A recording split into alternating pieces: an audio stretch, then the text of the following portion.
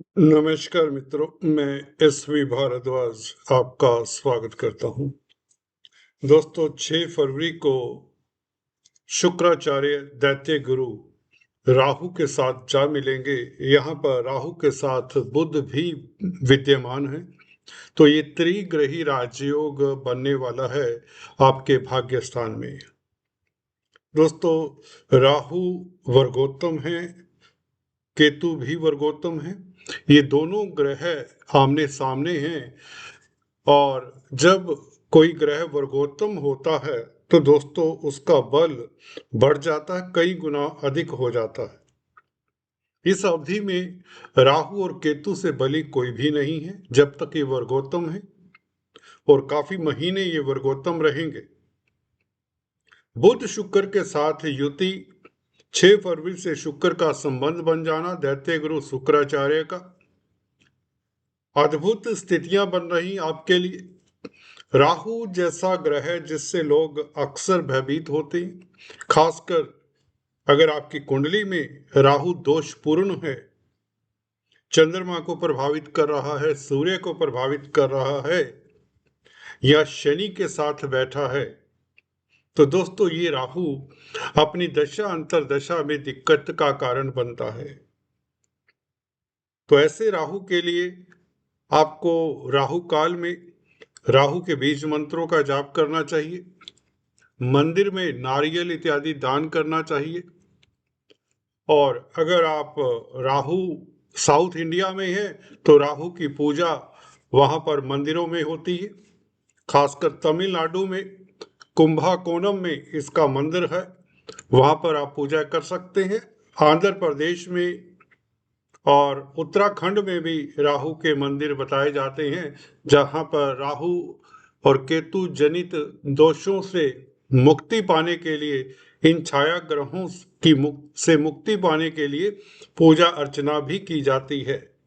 ज्यादातर ये पूजा अर्चना तभी की जाती है जब राहु ट्रांजिट कर रहे होते हैं, राहु एक राशि से दूसरी राशि में प्रवेश कर रहे होते हैं, या फिर आप राहु काल इत्यादि में इनके बीज मंत्रों का उच्चारण करें और इनसे संबंधित जो भी दान है वह करने चाहिए, जैसे कि काले उड़द, नारियल इत्यादि का दान करना शुभ माना जाता है।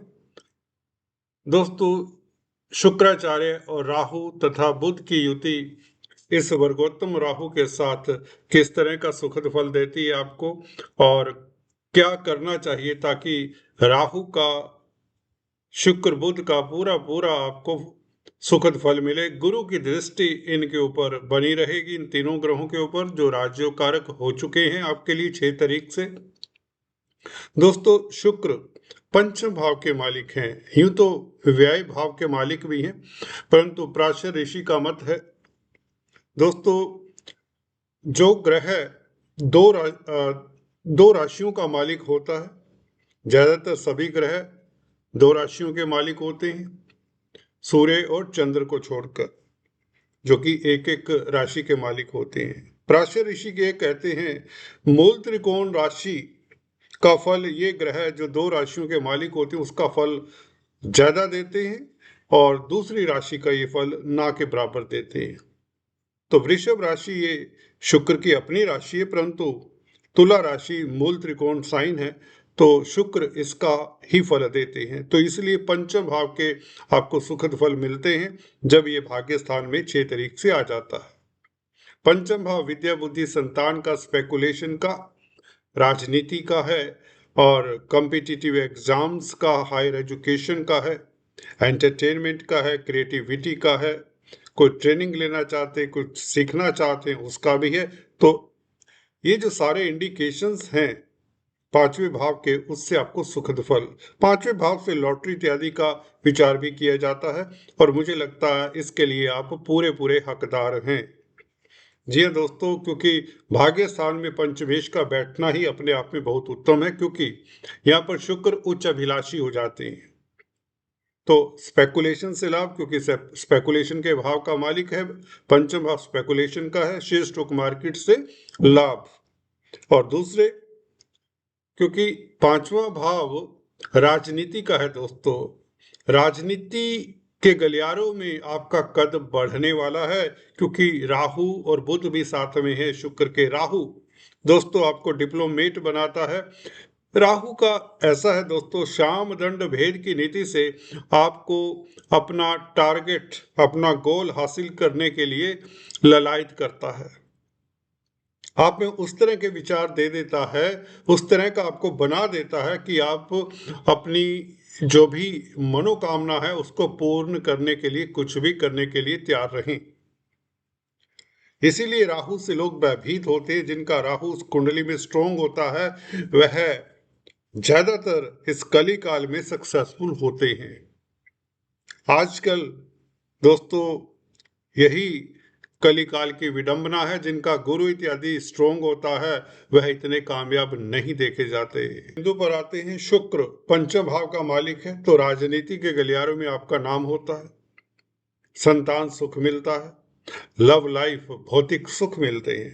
भाग्य के कारण आपका भौतिक जो जीवन है वह बहुत बेहतर होता है। जमीन जायदाद प्रॉपर्टी इत्यादि बनने के योग बनते हैं, क्योंकि बुध चतुर्थ भाव के मालिक है। चतुर्थ भाव जमीन जायदाद प्रॉपर्टी इत्यादि का, पेरेंटल प्रॉपर्टी का है।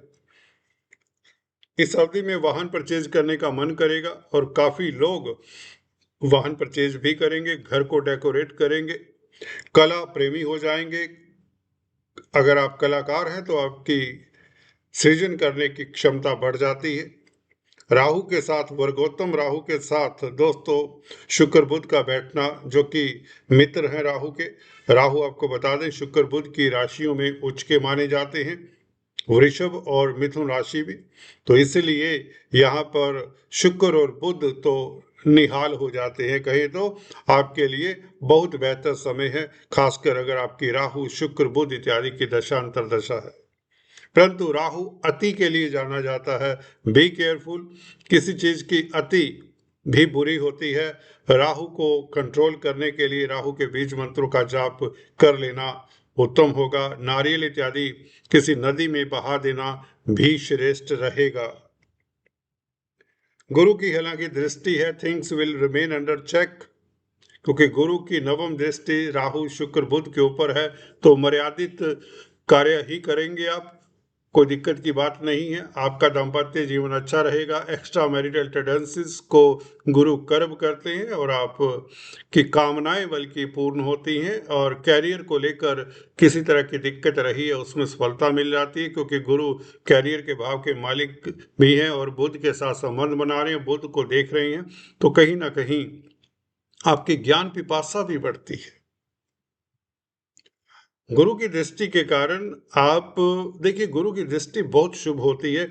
यहाँ पर शुक्र बुध राहु से प्रभावित तो जरूर हैं, परंतु गुरु से भी प्रभावित हैं। तो इसका मतलब ये है कि आप कहीं ना कहीं अपने संस्कारों को ना त्यागते हुए भी अपने गोल्स को प्राप्त कर लेंगे और आगे बढ़ चलेंगे। कहने का मतलब आपके लिए बहुत अच्छा राजयोग है। जहाँ तक संसारिकता की बात है, भूमि संबंधित कामकाज में सफलता मिले, कमीशन के कामकाज से सफलता मिलने के योग बनते हैं। बुध कमीशन के कारक है और प्रिंटिंग स्टेशनरी के कामकाज से यात्राओं का लाभ होगा। विदेशी कामकाज में सफलता, विदेश जाने के इच्छुक व्यक्तियों के लिए इससे बेहतर समय नहीं हो सकता।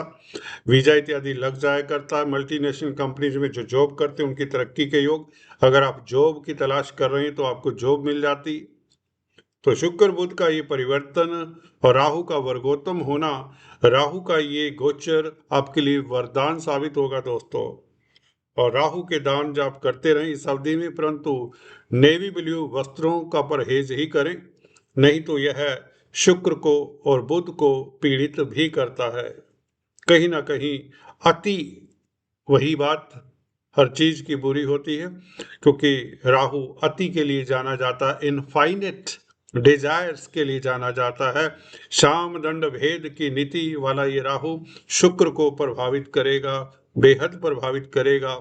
तो जिसका मतलब पंचम भाव के सुखद फल ही लें आप, और इससे ज्यादा कुछ ना सोचें, अन्यथा दिक्कतें वैवाहिक जीवन में भी देखी जाती हैं, परंतु गुरु सप्तम भाव को देखते हैं तो वैवाहिक जीवन आपका उत्तम ही रहेगा। गुरु दिग्बली हैं बेसिकली। तो कहने का मतलब, जहां पर राहु आपको मटेरियल एम्बिशन की ओर लेकर जाता है, संसारिक सुखों को देता है, गुरु आपको बैलेंस्ड लाइफ के लिए प्रेरित करता रहेगा। पंचम भाव के ऊपर गुरु की दृष्टि, तो इसका मतलब ये है पंचम भाव भी आपको सही सही बैलेंस्ड फल देगा। आप समझ सकते हैं हमारा क्या मतलब है।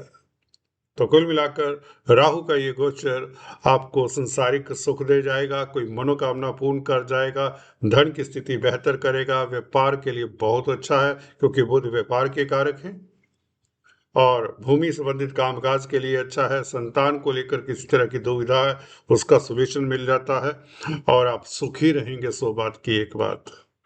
विदेशी कामकाज, लंबी यात्राओं के योग बनते हैं। धर्म कर्म में रुचि आपकी उतनी ना बन पाए, ये हो सकता है।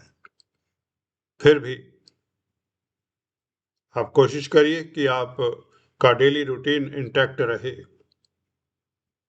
दोस्तों आज इतना ही। Please stay tune.